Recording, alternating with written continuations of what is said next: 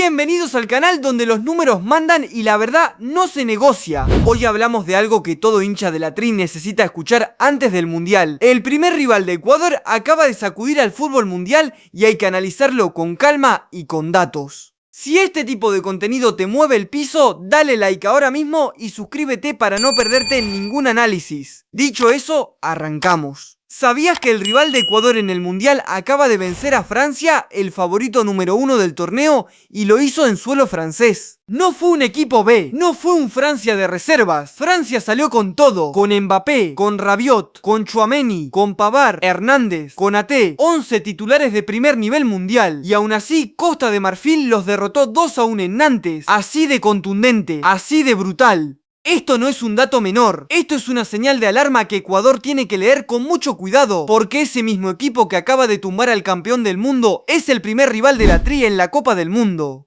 Pero antes de entrar en pánico, analicemos lo que realmente pasó en ese partido. Costa de Marfil tuvo dos caras completamente distintas. En el primer tiempo fue un equipo sin ideas, ahogado, defendiendo con el sistema, persiguiendo triangulaciones francesas, viviendo de la fortuna para no recibir más de un gol. Esa Costa de Marfil era manejable. Esa Costa de Marfil era predecible, pero en el segundo tiempo llegó otra versión, una versión diferente, con ritmo, con verticalidad, con hambre, un equipo que se activó por las bandas, que encontró los espacios, que metió 2 goles y que se llevó el resultado. Fofana en el arco, Sangaré en el medio, Diqué y Diomandé funcionando. Un colectivo que mostró que cuando se enciende puede hacerle daño a cualquiera. Y eso es lo que hace este partido tan importante de analizar. No es que Costa de Marfil sea superior a Francia, es que Costa de Marfil sabe transformarse, sabe cambiar de cara a mitad de partido. Y Ecuador tiene que estar preparado para esas dos versiones del rival, no solo para una. La cita está marcada, el próximo domingo a las 6 de la tarde hora ecuatoriana. Ecuador y Costa de Marfil se ven las caras en el inicio del Mundial. Antes de eso, este mismo domingo Ecuador juega su último amistoso previo al torneo, contra Guatemala a las 3 de la tarde, el último ensayo. La última prueba antes de que todo sea real. Y en medio de toda esta tensión previa, habló uno de los nombres más importantes de esta selección. Habló William Pacho, el bicampeón de Champions League, el defensa del PSG cuyo nombre literalmente ya tiene calle en París. Y no es una exageración. Temporalmente, 14 jugadores del PSG tendrán sus nombres en calles parisinas y William Pacho es uno de ellos. La Rue Pache en el distrito 11 de París se llamará Rue Pacho, un ecuatoriano que siente que el equipo está bien y está haciendo las cosas correctas. Sin alarma, sin miedo. Con la seguridad de alguien que ha ganado las competencias más exigentes del mundo. Y tiene razón en tener esa confianza, porque esta selección ecuatoriana llega con argumentos reales. Pacho bicampeón de Champions, Piero Hincapié campeón de la Bundesliga. Ener Valencia con toda la experiencia acumulada de años en Europa. Una generación que no llega a este mundial de paseo. Pero aquí viene lo más brutal, porque lo que Pacho dijo después sobre la perspectiva de lo que se viene. Pacho habló con una claridad que vale más que cualquier análisis táctico. Dijo que cuando ganó la Champions League, lo primero que pensó fue en sus compañeros de selección, en lo que ese título podía generarles, en la señal que mandaba ese logro hacia dentro del grupo. No pensó en él, pensó en el efecto que produce ver a uno de los tuyos levantar la orejona. Pensó en la confianza que eso instala en los demás, en el mensaje silencioso que dice, se puede, los sueños se pueden conseguir, y eso viniendo de alguien que ya lo vivió, no es un discurso jugar un mundial con esa camiseta. Y cuando le preguntaron cómo ve a este equipo comparado con el de hace 4 años, Pacho fue directo, más experiencia, más enfoque, más hambre, y añadió algo que tiene mucho peso, las derrotas enseñan más que las victorias. Ecuador salió en fase de grupos en Qatar, eso duele. Pero ese dolor tiene un nombre técnico y se llama aprendizaje. Y ese aprendizaje ahora vive dentro de más de la mitad de este plantel que ya sabe lo que es jugar una Copa del Mundo. Eso no es un detalle menor, eso es una ventaja real. Pero aquí viene algo que resume perfectamente el ambiente que hay dentro de este grupo. Piero Hincapié ya había dicho que a este equipo van a tener que matarlos para ganarles. Moisés Caicedo ya había dicho que Ecuador es el favorito para ganar el Mundial. Dos declaraciones brutales. Dos declaraciones que no se hacen desde la arrogancia, sino desde una convicción profunda que se construye ganando títulos en los clubes más grandes de Europa. Y cuando le preguntaron a Pacho qué dice él, respondió con honestidad total. Dijo que cada vez que escucha algo positivo de sus compañeros, eso le genera confianza a él personalmente, que el grupo habla y él lo siente, que estar rodeado de esa energía colectiva es lo que lo impulsa a dar lo mejor. Eso es liderazgo real, no el que grita sino el que escucha y devuelve energía al grupo. Y sobre Qatar, Pacho también fue honesto, no lo vivió como revancha, lo vivió como un momento que todavía no era el suyo.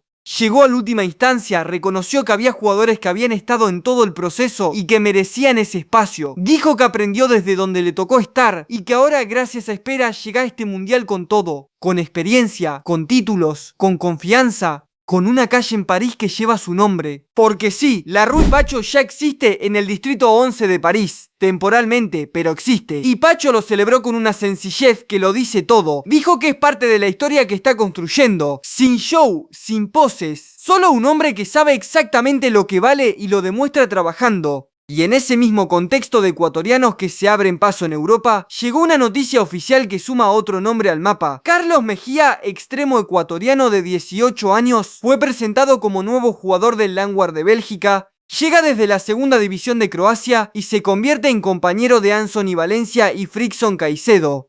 3 ecuatorianos en un mismo club europeo. Y lo que sigue es todavía más grande, porque este club belga tiene planes que nadie esperaba. 3 ecuatorianos en Landwehr de Bélgica ya es una noticia importante, pero el club va por un cuarto, y el nombre que suena es el de Sneijder Proso, extremo de 19 años que milita en Aucas. Todavía no es oficial, pero si se concreta, Landwehr se convierte en un destino ecuatoriano en serio. Un club europeo apostando sistemáticamente por el talento del fútbol ecuatoriano. Eso no es casualidad, eso es un patrón. Ahora, vámonos al fútbol local, porque hay una noticia que duele un poco. Agustín Delgado, el histórico goleador de la selección ecuatoriana, dejó su cargo como entrenador del Olmedo de Riobamba. Solo duró 2 meses al frente del Ciclón. 2 meses. Para un jugador de la talla del Team Delgado, para alguien que marcó una era entera en la historia de la Tri, ver que su carrera técnica arranca con una salida tan rápida genera preguntas. El banco de entrenador no perdona apellidos ni trayectorias. El fútbol es así de cruel.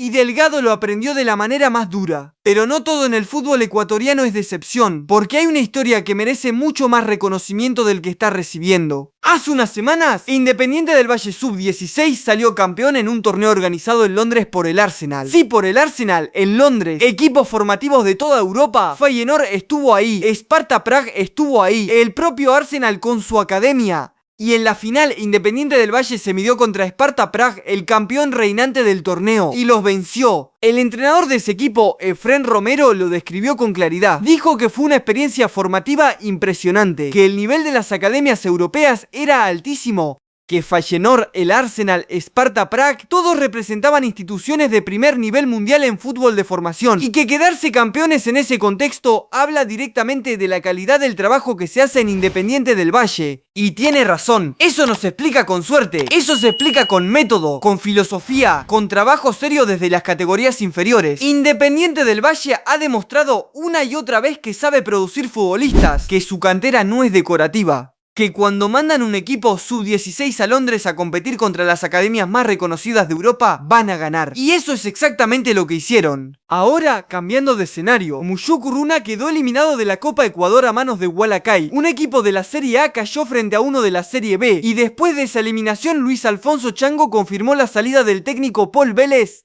Fue directo, reconoció que había jugadores que también necesitan irse del club, que hay que incorporar caras nuevas, pero también fue honesto en algo que no siempre se dice con esa claridad. Dijo que Hualacay se ganó ese resultado con actitud, con entrega, con autoestima, que muchas veces eso es suficiente para ganar partidos y que aunque el resultado duele, el fútbol es así. La Serie B le gana a la Serie A, pasó y hay que asumirlo. Y para cerrar este bloque, hay unas declaraciones de Gustavo Alfaro que se están volviendo virales. El Lechuga, que ahora dirige a Paraguay en la Copa del Mundo, habló antes del viaje a Estados Unidos y puso a Ecuador como ejemplo. Dijo textualmente que cuando se fue de Ecuador sabía que dejaba una selección para 10 años, sin ninguna duda, que veía ese proyecto con claridad, que la continuidad no se dio, pero no por los jugadores ni por el país, sino por otras razones. Y que Paraguay necesita romper un estigma similar para poder competir a otro nivel. Espera porque hay más, y lo que Alfaro dijo sobre las condiciones que impidieron esa continuidad en Ecuador es lo que nadie estaba diciendo en voz alta. Alfaro fue claro, brutalmente claro. Dijo que sabía lo que dejaba en Ecuador, que no tenía ninguna duda sobre la selección que había construido, que el proyecto era sólido, que los jugadores eran excepcionales, que la base estaba ahí para competir durante una década, una selección para 10 años.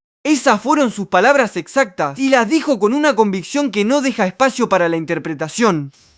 Pero aquí viene lo brutal. Alfaro también dijo que esa continuidad no se dio, que las condiciones no estaban dadas para seguir, y fue muy específico en algo que vale la pena escuchar con atención. Dijo que el problema no eran los jugadores, no era el país. No era el amor ni el cariño que Ecuador le dio, porque eso existió y lo reconoció. El problema estaba en otro lado, en otras razones, en factores que él no nombró directamente, pero que dejó flotando en el aire con toda la intención del mundo. Y eso es lo más pesado de toda la declaración, porque cuando alguien del nivel de Gustavo Alfaro dice que dejaba una selección para 10 años y que la continuidad no se dio por razones que no tienen que ver con los jugadores ni con el país, está diciendo algo muy concreto sobre la gestión, sobre las decisiones institucionales. Exactamente lo que dijo sobre Paraguay, que cuando rompan ese estigma, ahí sí van a estar listos para competir en grande. Y la pregunta que queda en el aire es una sola: ¿Ecuador rompió ese estigma o lo está por romper? Porque si uno mira este plantel con objetividad, los argumentos están ahí. Moisés Caicedo ganando la Premier League con el Chelsea. William Pacho bicampeón de Champions con el PSG, con una calle en París que lleva su nombre. Piero Hincapié campeón de Bundesliga con el Bayer Leverkusen.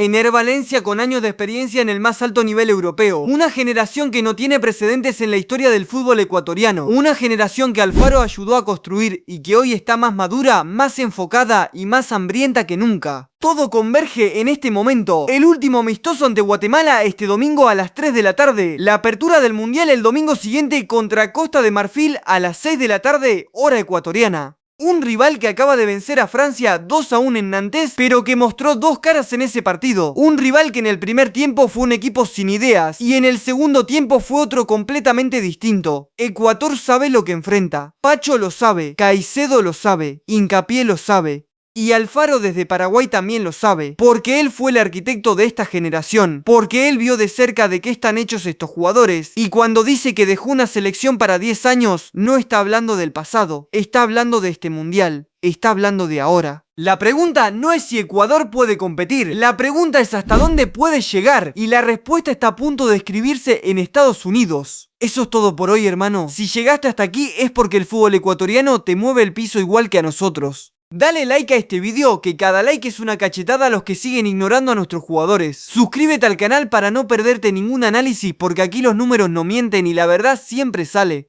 Comparte el video con ese amigo que todavía duda del nivel de la Tri en Europa. El analista del gol se despide, pero el debate apenas comienza.